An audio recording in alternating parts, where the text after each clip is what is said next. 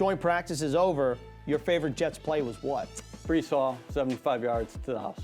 After 2 joint practices, the Jets and the Falcons set to square off Monday night, 8 o'clock at MetLife Stadium. But Robert Saleh, EA, said he's unsure whether he'll play his starters. Yeah, he's torn about it because it is Monday Night Football.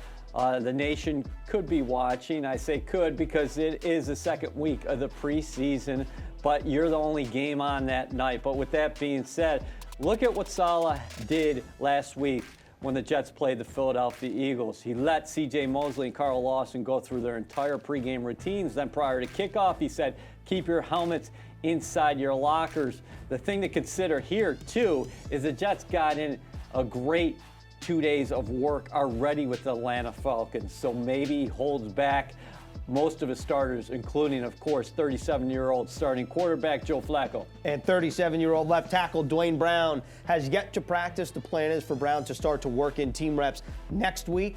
But another guy we might not see is Quinnen Williams, the defensive tackle who did not practice this past week with an ankle injury, and he's part of a list of defensive linemen dealing with some minor injuries. Long list of minor injuries for the New York Jets.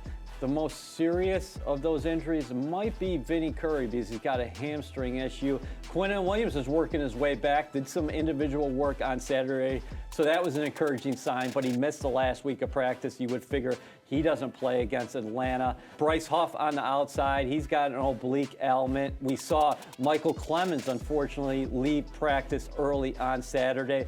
Saleh said that's probably a minor thing as well. So the Jets have a number of little things they're dealing with up front, but fortunately for the green and white, that is their deepest position group of all. And we did not see Sheldon Rankins practice Saturday as well. Could lead to some valuable reps for some of the guys on the defensive line. And speak about valuable reps. This is the time of year to make your case on a 53-man roster across the league, not just for the Jets. 2 guys that come to mind who have flashed: Zonovan Bam Knight and Irvin Charles, a pair of undrafted free agents. Bam Knight has flashed throughout training camp. The Jets stable of running backs is really impressive, and here's a guy who also has return ability, so expect him to get a lot of run Monday night against the Falcons.